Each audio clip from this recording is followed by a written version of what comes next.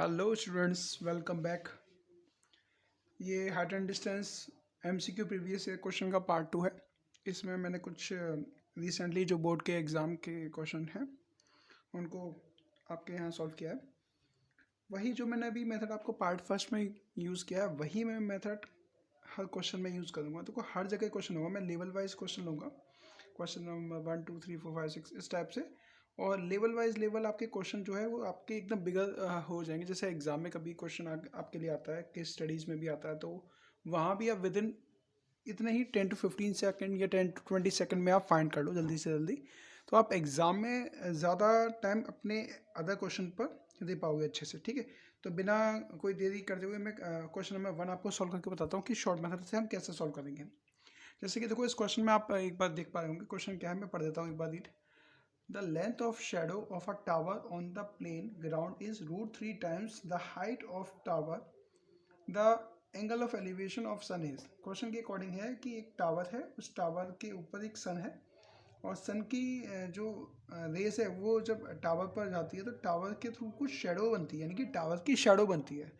उस शेडो की जो आपकी लेंथ है वो हाइट ऑफ टावर की √3 टाइम्स है। तो जब भी क्वेश्चन में देखो ये चीज़ आपको वैसे मैंने बताया हुआ है कि जिसके टाइम में आपको बोला है उसको लेट करते हैं। जैसे मैंने बोला कि मैं आपसे डबल, मतलब अब मैं आपकी एज से डबल हूँ तो आपकी एज को मुझे लेट करना पड़ेगा। तो सेम इस क्वेश्चन में बोला है कि लेंथ ऑफ शेडो जो है वो हाइट ऑफ टावर का √3 टाइम है। तो हाइट ऑफ शेडो को हम लेट कर लेते हैं, हाइट ऑफ शेडो भी h। ठीक है, और क्वेश्चन के अकॉर्डिंग ये है कि जो लेंथ ऑफ शेडो है, यानी कि जो शेडो है ये टावर है, इस टावर की जो शेडो है यानी कि जो सन है, यहाँ पर सन की वजह से जो शेडो बन रही है आपकी वो हाइट ऑफ टावर की √3 टाइम है। तो यानी कि √3 टाइम में तो मैं कर देता हूँ, √3 टाइम हो गया, h √3 हो गया। ठीक है, ये इतने टाइम। तो क्वेश्चन के अकॉर्डिंग ये है कि एलिवेशन आपको एंगल बताना है, ये एंगल क्या होगा। तो देखो सेम टू सेम मैंने आपका से कहा था कि टेन को ध्यान रखो आप, tan is equal to perpendicular upon base होता है।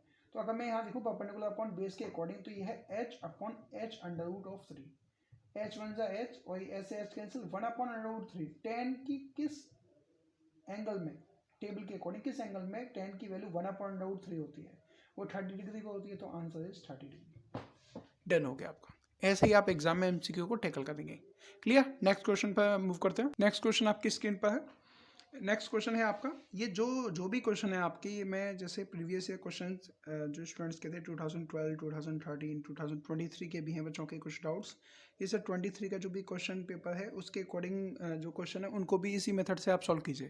देखो मैंने अभी कुछ देर पहले ही वीडियो डाली और अभी मेरे पास बहुत सारे क्वेश्चन आ गए एमसीक्यू के। ठीक है, बहुत अच्छी बात है। यानी कि अब भी स्टूडेंट, हालांकि उनका पेपर अलग अलग सब्जेक्ट का पेपर है, जैसे साइंस का पेपर आने वाला है और तब भी वो मैथ की भी प्रिपरेशन कर रहे हैं कि सर रात को मैथ की प्रिपरेशन कर लेते हैं अच्छे से, जो भी डाउट वगैरह होते हैं, और फिर उसके बाद जो भी आपका मैथ का डाउट है वो मैथ के डाउट तो ले ही रहे हैं, साथ के साथ वो अपनी प्रैक्टिस भी कर रहे हैं कि सर एग्ज़ाम टाइम में हमारे पास इतना टाइम नहीं होगा, कैलकुलेशन टाइम बहुत ज़्यादा है और 11 मार्क्स का आपका एग्जाम है मैथ का, तो उसके रिगार्डिंग। ठीक है, तो क्वेश्चन को स्टार्ट करते हैं। क्वेश्चन है आपका, the angle of depression of a car standing on the ground from the top of 75 metre tower is 30 degree. एक टावर है 75 मीटर की, जो उसकी लेंथ है, मतलब हाइट है उसकी, वहाँ के ऊपर से जगह एंगल ऑफ डिप्रेशन की मैं बात करूँ, यानी कि वहाँ कोई पर्सन है वो उसके अकॉर्डिंग एंगल ऑफ डिप्रेशन, अगर वो यहाँ खड़ा है तो यहाँ से एंगल ऑफ डिप्रेशन जो बन रहा है वो उसका 30 डिग्री बन रहा है। ठीक है, तो मुझे फाइंड करना है the distance of the car from the base of the tower, यानी कि टावर के बेस से यहाँ जो कार खड़ी हुई है, यहाँ जो कार है और यहाँ जो टावर का बेस है, यहाँ से इसकी लेंथ कितनी होगी ये मुझे बताना है। ठीक है, एमसीक्यू आपको 4 ऑप्शन दिए हुए हैं। तो सबसे पहले हमने क्या देखा कि ये 30 डिग्री है, और अगर ये सही इस तरीके से मैं लाइन ड्रॉ करता हूँ तो ये दोनों लाइन मेरी पैरेलल होंगी, तो बाय ऑल्टरनेट इंटीरियर एंगल से मैं कह सकता हूँ ये 30 डिग्री होगा तो ये भी 30 डिग्री होगा। यहाँ तक क्लियर हो गया। उसके बाद टेन थीटा लगा दीजिए, टेन की वैल्यू लगानी है आपको। तो ठीक है, तो टेन 30 डिग्री इक्वल टू होता है 1 अपॉन √3, तो 1 अपॉन √3। ठीक है, अभी 2 की जरूरत नहीं क्योंकि क्वेश्चन के अकॉर्डिंग मुझे यही फाइंड करना है। ठीक है, तो जो गिवन दिया हुआ है उसको कंपेयर करो ब्रैकेट वैल्यू के साथ। तो मुझे 75 गिवन दिया हुआ है, तो 75 वैल्यू किसकी जगह इक्वल है, 1 के इक्वल है, यानी कि 1 की वैल्यू अगर 75 है तो मुझे √3 की वैल्यू फाइंड करनी है। तो √3 इक्वल टू क्या होगा, 75 √3। यही मुझे फाइंड करना था। ऑप्शन नंबर सी आपका क्लियर, मतलब ये आपका आंसर हो जाएगा। यहाँ तक क्लियर हो गया। एक नेक्स्ट क्वेश्चन ले लेते हैं। ये 2013 का है, जो बोर्ड के एग्जाम, सीबीएसई बोर्ड के एग्जाम से लिया हुआ है, जो डाउट बच्चों का आया हुआ था मेरे पास। ठीक है, अब क्वेश्चन नंबर 3 देखते हैं। क्वेश्चन नंबर 3 क्या है आपका, ठीक है, तो क्वेश्चन नंबर 4 की ओर मूव करते हैं। क्वेश्चन नंबर 1 2 3 तो अच्छे से क्लियर हो गएंगे। अगर आपके अच्छे से क्लियर होते हैं तो आप और भी क्वेश्चन कर सकते हैं। एनसीईआरटी है आपका और कॉन्सेप्ट। देखो मेनली क्या होता है, कॉन्सेप्ट। आपका कॉन्सेप्ट क्लियर होना चाहिए। अगर कॉन्सेप्ट अच्छे से क्लियर है ना तो शॉर्ट मेथड, जैसे मैंने अभी आपको ये मेथड बताया, ठीक है, तो आप एग्जाम में, और अभी अभी से आपने प्रैक्टिस करना स्टार्ट कर दिया मान लीजिए, ठीक है, बहुत प्रैक्टिस आप करते हैं, बहुत अच्छी बात है। मैथ्स जैसे मैं भी करता था क्लास 10 के अकॉर्डिंग, कि मैथ को रात में प्रैक्टिस करता था, क्योंकि रात को आपको अगर नींद आती है तो इंटरेस्टिंग सब्जेक्ट जो होता है कैलकुलेशन वाला, वो वाला करना चाहिए, तो वो मैथ का सब्जेक्ट होता है। साइंस वगैरह में अगर आप याद करते जाते सो जाते हो वगैरह हो जाता है, ऐसा कुछ इशू बच्चों का होता है। बच्चे मुझे बताते हैं कि सर हम रात को सो जाते हैं साइंस पढ़ते पढ़ते, इससे अच्छा मैथ को हम करते हैं, मैथ को अच्छे से कैलकुलेटिव होता है, तो वहाँ हम अच्छे से टाइम यूज़ कर लेते हैं क्वेश्चन करते समय। तो क्वेश्चन नंबर 4 आपका क्या है, मैं रीड कर लेता हूँ। The string of a kite in air is 50 metre long and it makes an angle of 60 degree with the horizontal then the height of the kite from ground if string is to be straight। ठीक है, तो देखो जब भी question मैंने ये जो bracket में लिखा है ना वो चीज़ समझिए अच्छे से। क्वेश्चन के अकॉर्डिंग ये है कि एक काइट है जो कि हवा में उड़ रही है, और उसका जो स्ट्रिंग है यानी कि उसकी जो धागा है उस काइट से, यानी कि अगर मैं फिगर ड्रॉ करता हूँ तो यहाँ पर मेरी काइट रही होगी, ठीक है, ये काइट है मेरी, और यहाँ से कोई पर्सन उस काइट को उड़ा रहा है, तो स्ट्रिंग की जो लेंथ है वो आपको 50 मीटर की दी है, ठीक है। और ये जो काइट है ये इस पर्सन के साथ एलिवेशन एंगल जो ड्रॉ करता है वो 60 डिग्री बनाता है।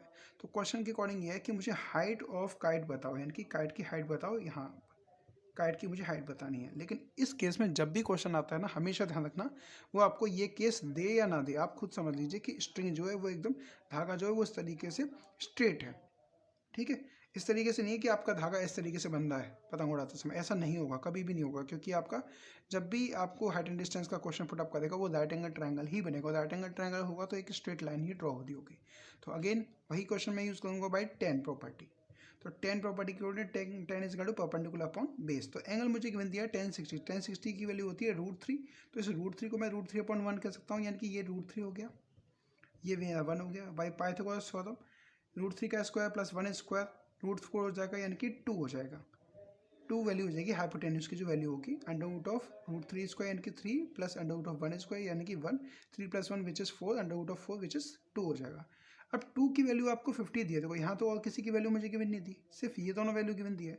तो 2 की वैल्यू आपके पास 50 मीटर गिवन दी है, तो 1 की वैल्यू कितनी हो गई, 25 मीटर हो गई। क्वेश्चन में मुझसे क्या पूछा, हाइट ऑफ टावर। तो हाइट ऑफ टावर मेरी √3 ब्रैकेट के साथ है, तो हाइट ऑफ टावर क्या होगा मेरा, के की वैल्यू हो गई आपकी के, यानी कि ये हो गया 25/√3, क्योंकि ये √3 की वैल्यू है और ये 1 की वैल्यू है और ये 2 की वैल्यू है। यहाँ तक क्लियर, ठीक है। और जो भी आपके डाउट हो मुझे आप कमेंट सेक्शन में बता दीजिए, या फिर आपके पास अगर मेरा कॉन्टैक्ट नंबर है तो आप उस पर भी आप व्हाट्सअप करके बता सकते हो मुझे, ठीक है। जो भी डाउट है आपका, आप अगर प्रैक्टिस कर रहे हो अच्छे से करो, बेसिक कॉन्सेप्ट अच्छे से क्लियर कर लीजिए। और बाकी सभी एग्ज़ाम के लिए मैं आपको एक छोटी सी नोट और बता दूँ कि एग्ज़ाम में आपको सारे क्वेश्चन जो होते हैं वो सभी आपको अटैम्प्ट करने चाहिए। जो क्वेश्चन आपको नहीं भी आता है उसको लास्ट में अटैम्प्ट करो, सबसे पहले वो अटैम्प्ट करो जो आपको अच्छे से आते हैं। और एग्ज़ाम में आपको कभी भी क्वेश्चन राइट करने की कोई ज़रूरत नहीं होती, आप सेक्शन नंबर डालिए, क्वेश्चन नंबर डालिए और आप उसे अटैम्प्ट कीजिए, ठीक है। पहले वो क्वेश्चन अटैम्प्ट कीजिए जो अच्छे से आते हैं, लास्ट में वो क्वेश्चन अटैम्प्ट कीजिए जो बहुत कम आते हैं, थोड़े थोड़े आते हैं, और उसके भी लास्ट में वो क्वेश्चन अटैम्प्ट करो जो बिल्कुल नहीं आते हैं। तो जो बिल्कुल नहीं आते हैं उससे रिलेटेड आपको थोड़ा बहुत भी पता है उस चैप्टर से रिलेटेड, तो वो वहाँ पर आप मेंशन कर दीजिए। अगर आप मेंशन नहीं करोगे तो आपको कुछ भी मार्क्स नहीं मिलेगा, अगर आप मेंशन कर दोगे तो कुछ ना कुछ मार्क्स आपको डेफिनेटली मिलेगा, ठीक है। तो आज के लिए इतना ही, थैंक यू क्लास। तो क्वेश्चन नंबर 3 आपकी स्क्रीन पर शो होता है। क्वेश्चन नंबर 3 क्या है, ये 2023 का क्वेश्चन है, ये स्टूडेंट ने मुझे भेजा है 30/4/1 सेट 1 का पेपर है 2023 का। इसमें क्वेश्चन में आपका क्या पूछा है, if a pole 6 metre high cast a shadow 2√3 metre long on the ground then sun elevation is. Same है जैसे मैंने क्वेश्चन नंबर आपका फर्स्ट किया था ना, वैसा ही क्वेश्चन नंबर 3 भी कुछ ऐसा ही, यानी कि 2012 में जो क्वेश्चन आया वही 2023 में भी आपको मिल रहा है, मतलब वैसा ही है लगभग, डिजिट वाइज लैंग्वेज वाइज अलग है। तो क्वेश्चन के अकॉर्डिंग मैंने एक राइट एंगल ट्रायंगल ड्रॉ कर लिया है। क्वेश्चन के अकॉर्डिंग है, if a pole 6 metre high, high यानी कि हाइट की बात की है, यानी कि हाइट 6 मीटर हो गया, शेडो उसकी जो शेडो है वो 2√3 मीटर लॉन्ग है, ठीक है। तो 2√3 मीटर बना लिया, मुझे बताना सन का एलिवेशन यानी कि ये एंगल एलिवेशन क्या होगा। तो अगेन वही बात मैं यूज़ करूँगा 10 को। तो 10 के अकॉर्डिंग परपेंडिकुलर अपॉन बेस है, यानी कि 6/2 अंडर रूट ऑफ 3, यानी कि 2 से अगर मैं इसको कट करूँ तो 3 टाइम होगा। इस 3 को मैं कह सकता हूँ √3 का स्क्वायर। अपॉन 3 √3, ये √3 है, √3 से ये एक स्क्वायर कैंसिल हो जाएगा, यानी कि √3 आ गया। tan की वैल्यू में √3 आपके किस एंगल में लाई करता है? 60 डिग्री। आंसर है 60 डिग्री। डन हो गया आपका question number 3। Next question number 4।